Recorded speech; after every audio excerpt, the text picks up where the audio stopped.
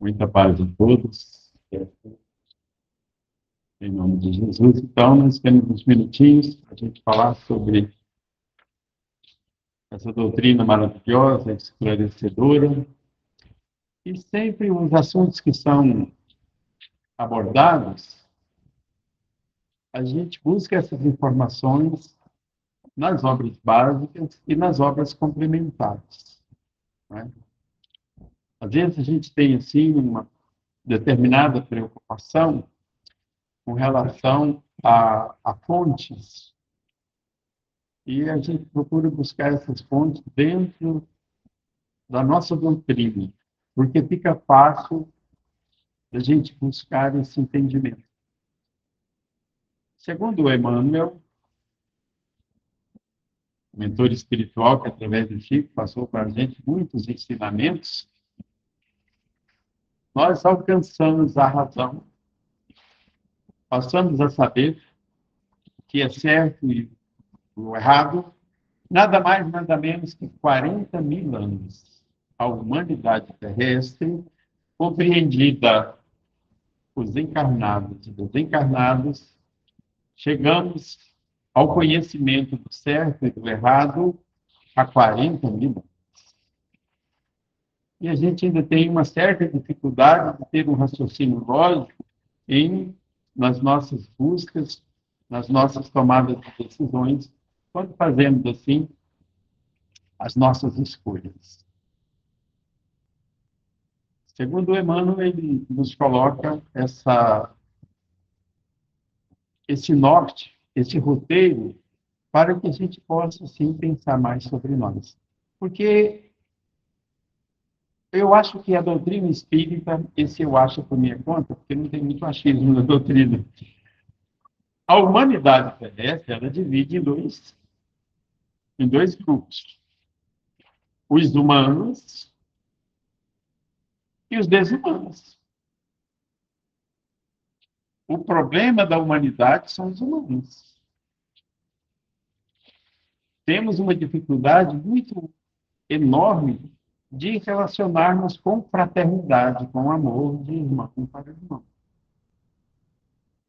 A gente ainda olha para as pessoas avaliando para fazer uma análise, um julgamento e depois uma condenação.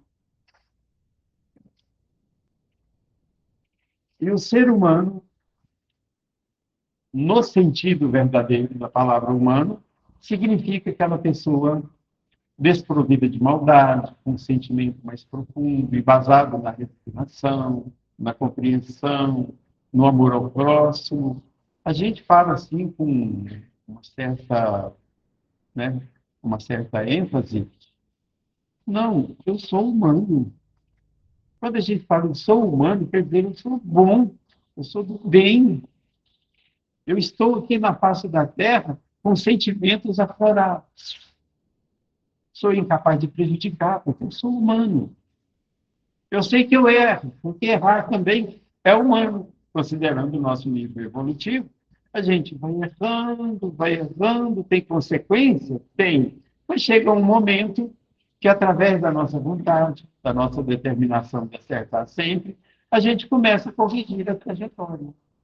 A gente começa a ver que, na direção que estamos indo, não será legal, não será bom. Então, o que é o espírito? Né?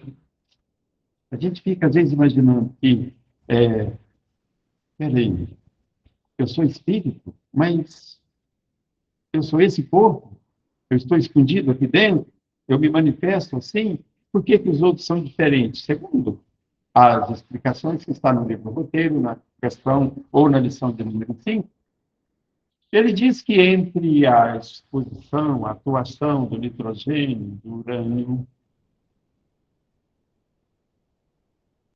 nós estamos, assim, envolvidos em um mundo de viabilidades e possibilidades que, no nosso interior, nós somos formados de micropartículas. E dentro dessas micropartículas existem milhares de sistemas solares em ponto diminuto. Nebulosas, Tudo isso está dentro desse nosso complexo físico. E que numa enorme extensão dinâmica, ali está protegido uma entidade mental, comandando uma infinidade de infraseres. Cada célula do nosso organismo abriga vidas. Que ao longo de alguns milhões, ou talvez bilhões de anos, cada um desses princípios que estagia hoje sobre o nosso comando, ou sobre o comando da mente superior, que é o espírito, nessa mente, está aí, então, um princípio vital, que um dia será homem como nós e que caminha para a perfeição. Então, nós estamos na rota evolutiva. Esses seres mentais, abrigados nesse complexo, são diversos os níveis. Existem pessoas mais evoluídas, mais medianas, e tudo junto, e tudo misturado, com o seguinte propósito: o que sabe mais tem a responsabilidade de ir àquele que sabe menos. E ter a humildade de buscar conhecimento com o que sabe mais. Quando a gente fala nesse sentimento de humanidade, a gente vai ver que nós estamos caminhando, trilhando em equipes. O mentor espiritual dessa casa, o Vitor Barçanu, diz que nós, espíritos, evoluímos como pássaros, em revoada, em equipe, em bando. A gente não evolui sozinho. É um ledo engano achar que o isolamento irá fazer com que sejamos, assim, seres evoluídos. Não. Precisamos de contato social e é da lei, inclusive está nas leis morais, em O Livro dos Espíritos, a lei de sociedade, onde aprendemos contato social. A energia mental, ela é extraordinária. Ela é um fermento vivo que improvisa a matéria, altera, constringe, alarga, assimila, desassimila.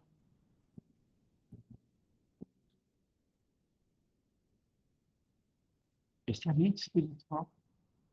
Integra, pulveriza, recompõe a matéria em toda a sua dimensão.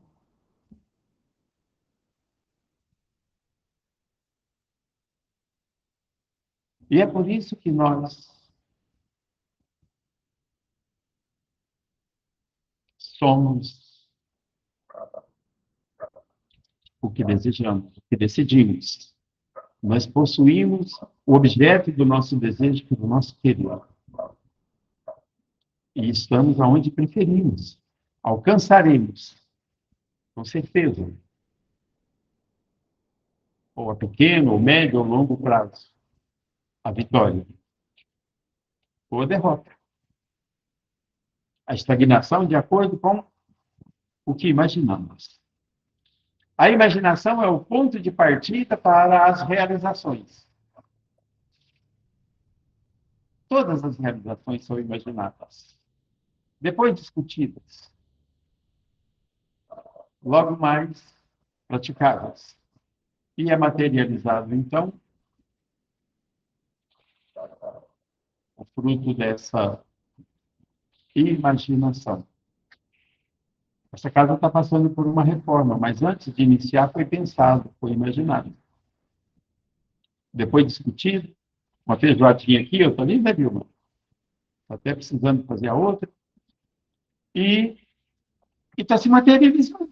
E tudo que a gente está vendo fora um dia só pensamento. Então, segundo a mesma obra, diz o seguinte, que no livro das gerações, da criação, segundo Moisés, ele colocou a força divina representada pelo Senhor diante do abismo, ordenando haja luz, e a luz se fez. E tudo que existe no universo, seja em qual estado a matéria esteja, são forças coagulantes.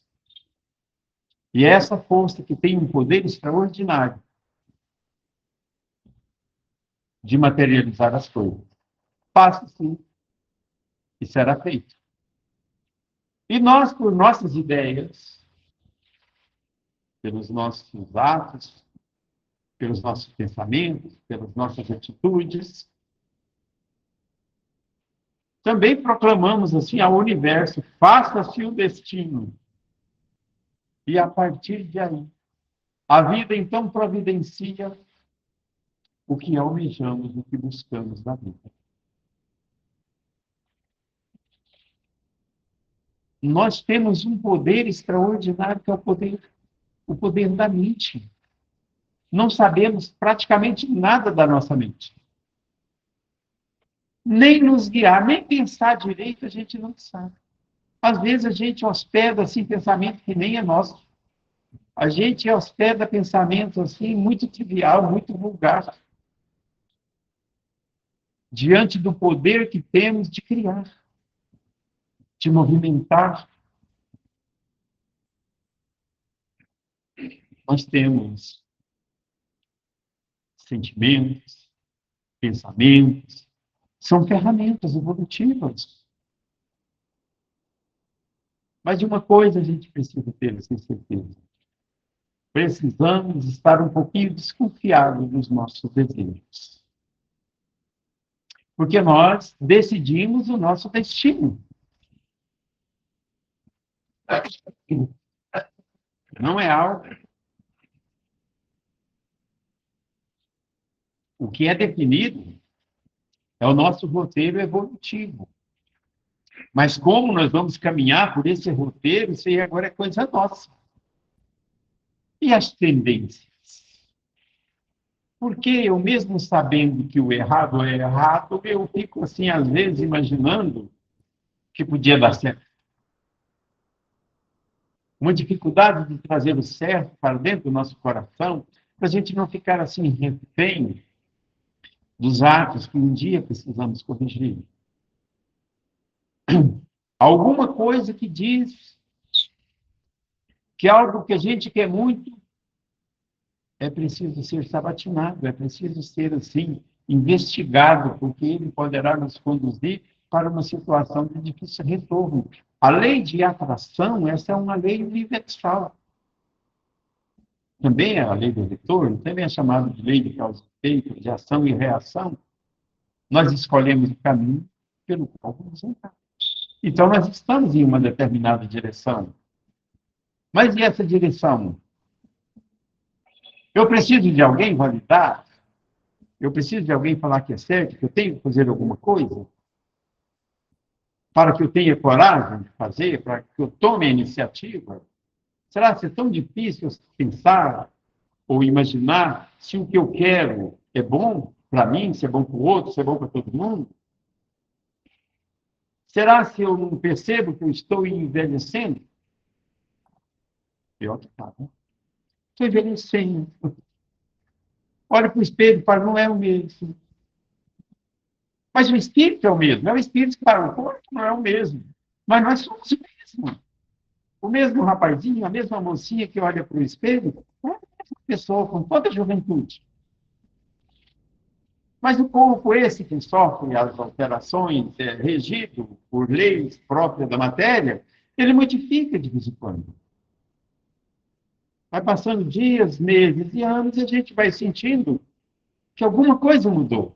Por mais que a gente insista em querer manter do jeito que era, não será. E nada será, porque tudo está em movimento.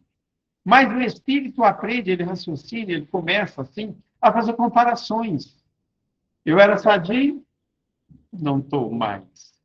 Tinha uma vitalidade extraordinária que diminuiu muito. Eu tinha, assim, sabe, tantos sonhos, parece que até os sonhos estão tirando uma folguinha. Quando uma viagem daqui para o outro lado da Terra era só uma questão, se eu puder, eu vou. Agora, hoje, a gente fala, dá para adiar? A gente saía 1.000 quilômetros, São Paulo, Cuiabá, Palmas, tudo é uma distância que a gente saía e no mesmo dia estava lá. Hoje a gente já dorme no Gurupi, já dorme aqui, por ali, até para chegar no outro dia, vai com mais folga. Onde é que está essa coisa? A gente não vai percebendo, mas alguma coisa está nos limitando. Eu corria quilômetros, no outro dia fui fazer um teste no quarteirão lá de casa.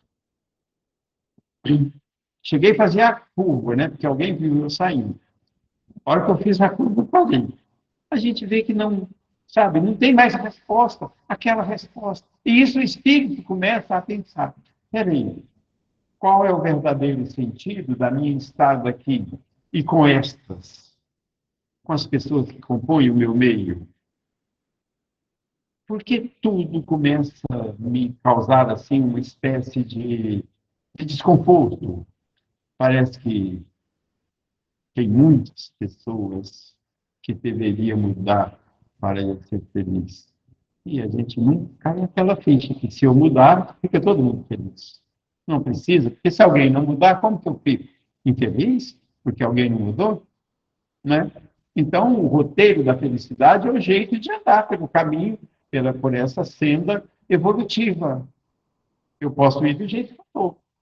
Eu posso ir do jeito que Deus me colocou.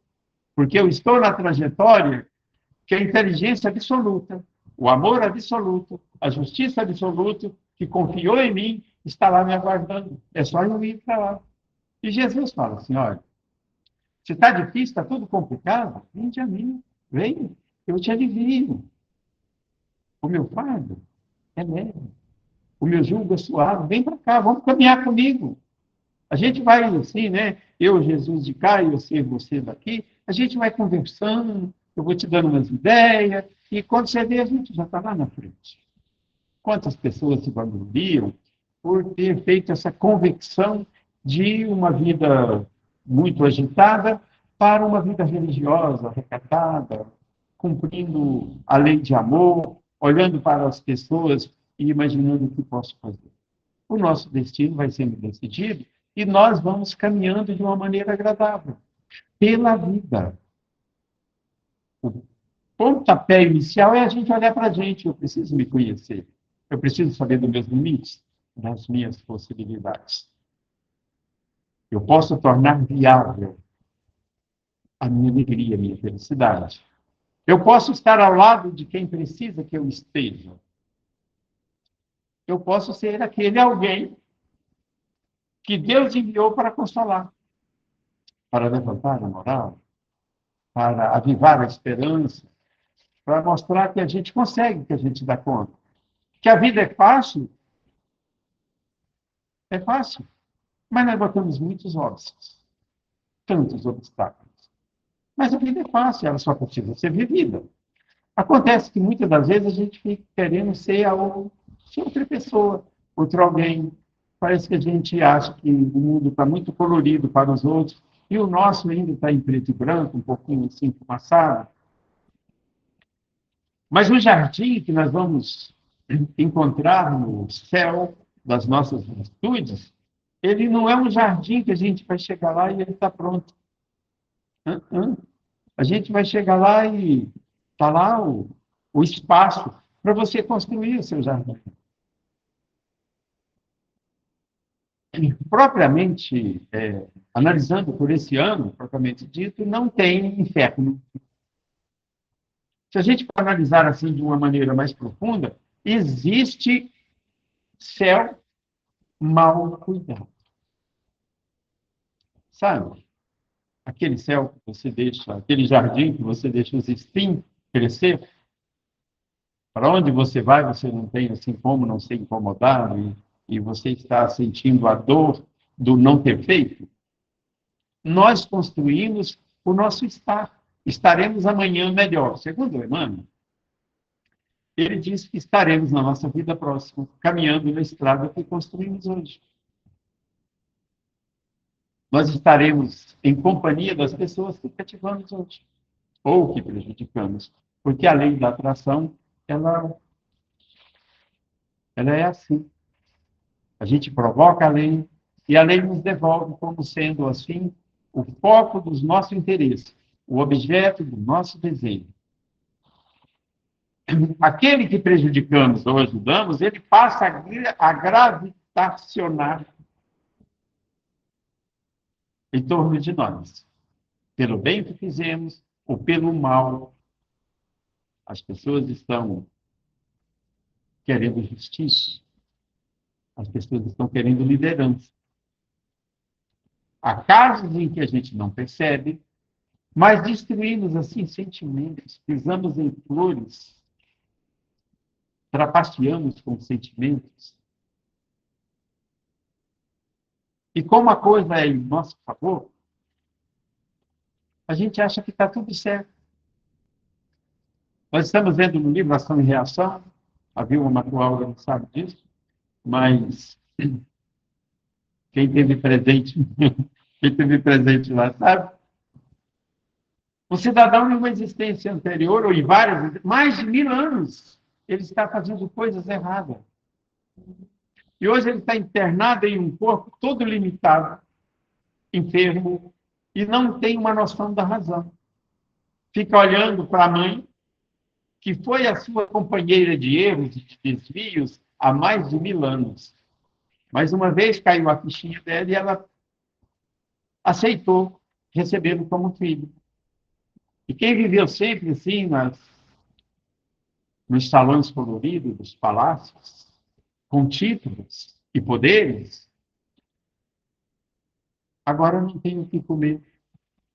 Dorme no chão e um filho que não sabe nem o que está acontecendo. É dor? É dor. Mas a culpa é de Deus? Não. Avaliando pela instrução do André Luiz, que é o autor da obra, ele diz que aquela pessoa fez tanto erro, prejudicou tanto, e hoje ele está assim, escondido naquele corpinho dos seus algozes. E uma vez ali, a sociedade está protegida, porque esse, em um corpo sadio, poderia prejudicar a muitos. E desencarnado poderia influenciar milhares de mentes. Então, a nossa vida amanhã pode estar bem melhor se esforçarmos mais hoje. Amanhã nós estaremos, assim, muito à vontade, recebendo, assim, né, uma espécie de um eco do passado, que somos herdeira, coisa nossa, que pode ser alegria e pode ser uma decepção, por saber que poderíamos estar melhor, mas agimos errado. Tudo procede mais ou menos assim, eu vou em uma missão, mas a minha missão não é ir para ficar. Somos nós que chegamos aqui nesse mundo. Viemos com uma missão de nos tornarmos melhores. Estamos aqui nos preparando, nos capacitando, né? Nos habilitando a habitantes de mundos superiores. Mas tem alguma coisa que nos prende aqui, e somos nós mesmos, que agarramos na terra e não soltamos a terra. E Jesus vem nos consolando, falando, olha, bem-aventurado, você que é o pacificador, porque herdará a terra. Então, herdar a terra é algo extraordinário. Sair da terra, a gente não vai sair para um mundo melhor. Quando estivermos melhor, um local melhor, uma região melhor, poderá nos acolher. Mas aqueles que se melhoraram preferem ficar porque tem tanto para fazer. E nós podemos olhar para nós. Nós estamos construindo destino, nós estamos abrindo picada, favorecendo assim a nossa trajetória evolutiva. Vamos olhar como a gente está tratando os animais.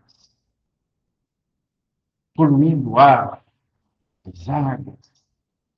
Como que a gente olha para a natureza? Será que a dor dos outros é dor dos outros, não dói em nós? Se não doer, está errado. Tem que doer. Se a dor do outro, se ela não encontrar em nós assim a compaixão, nós estamos fazendo parte daquele grupo desumano. Porque o grupo humano sente, se prontifica a voluntário da causa. E se não fizer assim, simplesmente querendo estar do jeito que estamos, não muda, porque para que mudar? Esperaremos em vão, segundo Bezerra de Menezes, por um mundo melhor. O nosso mundo vai continuar sendo a Terra, até que a Terra nos expulse, caso a gente não mude. A Terra será um paraíso, quando nós, os espíritos encarnados e desencarnados, que habitam o orbe, tornarmos melhores, tornarmos bons. Todo mundo sabe isso nos 4 cantos do mundo, que não pode fazer o mal. E a gente vê a maldade assim, com um requinte de crueldade. Todo mundo sabendo que não pode fazer o mal. E fazem. Só que as pessoas têm mal ou males que eles não conseguem ver, não materializa. Certa feita eu vi uma construção de destino, alguém botando uns tijolinhos lá na sua construção, em uma canetadinha. A pessoa tirou 5 milhões de reais da merenda das crianças do Pará. Saiu noticiado na Globo. E eu fico imaginando, essa comida social que é servido aí, como é que chama, hein? A gente paga R$ 2 e come nos restaurantes populares. Né? Era R$ 1. 5 milhões de reais significou o quê mesmo? 5 milhões de pratos negados para crianças que não tinham que comer em casa.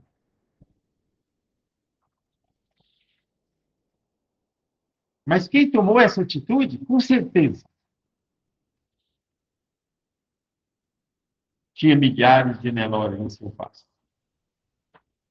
Não precisava disso. Mas aquelas criancinhas precisavam. Então, a gente precisa, sim, ter um norte, uma bússola, que nos mostre o que tem depois da curva, que nos faça enxergar além a realidade da pessoa, que está fazendo com que ela esteja do jeito que está. Porque hoje é a vez dela de se humilhar.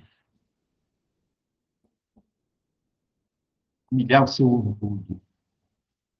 Diz o salmista que o Senhor irá preparar um banquete diante dos seus inimigos. E a gente ainda pensa que esse banquete é uma leitoa assada e as pessoas que a gente não gosta, passando fome dali, venham comer. Não é. Esse banquete é a oportunidade que nós temos de fazer o mal, de fazer o bem, combatendo o mal que existe em nós. O mal está querendo se materializar. E a gente fala, não, não vou te dar. O meu banquete agora é fazer o bem.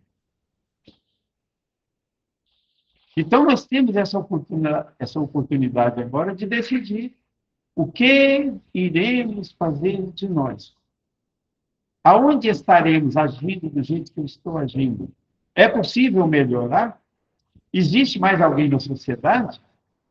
O Sinaíra aqui é meu amigo, copiloto. Quando a gente liga para ele, ele já fala, em que posso servir? Também estou fazendo isso, viu, Sinaíra? Geralmente, quando alguém me liga, pessoas conhecidas, né? Primeira coisa, eu já estou aprendendo com o Sinaíra. Em que posso ajudar? Nós podemos ter essa iniciativa, alguma coisa que brota de nós, espontaneamente. Vai ser um jorrar espontâneo de boas intenções. Em que eu posso ajudar? Às vezes a gente ajuda a pessoa ouvindo ela jogar para fora angústias e mágoas. E depois ela ainda fala, foi Deus que mandou essa pessoa para me ouvir. Querendo ou não, é tóxico essas coisas que está guardado dentro da gente, que fica assim, parece que em circuito fechado dentro da nossa mente, que leva a pessoa até a tomar atitudes drásticas, como suicídio, aborto e etc. Há muitas coisas que nós podemos, assim, endireitar no nosso próprio caminho. Porque quando a gente, como ser humano, quando a gente endireita, quando a gente conserta, tudo ao nosso redor está certo. Às vezes a gente fica batendo assim nessa porta nossa fechada, querendo que as coisas sejam do meu jeito. Aqui escreveu, não leu, tem problema. A gente tenta ler de novo. A gente chama, a gente vai, vamos alfabetizar de novo. Não é porque não leu é burro, né? Não. Não leu, vamos aprender, porque a culpa de quem não aprendeu direito pode ser do professor, não é? E o enfermeiro da alma, o professor da vida, é o sofrimento. Tanto que o André Luiz ele fala assim: quando a dor por si só não bastar, porque às vezes a gente está aí, achando que está muito difícil a vida. A gente está numa mesma parque com a família sadia, desgostoso porque, por algum motivo. E aí uma dor maior, segundo André Luiz, é convidado a atuar sobre a dor menor, para nos despertar para os realidades da vida. Então, o nosso destino, ele pode ser e é decidido por nós, e pode ser mais tranquilo, mais suave, ou mais ácido. Tanto que, no mundo espiritual, segundo Emmanuel, nós estaremos assim, folgazão, debaixo da árvore das nossas atitudes, saboreando os frutos que são os nossos atos. Muito paz a todos. Era esse o recado.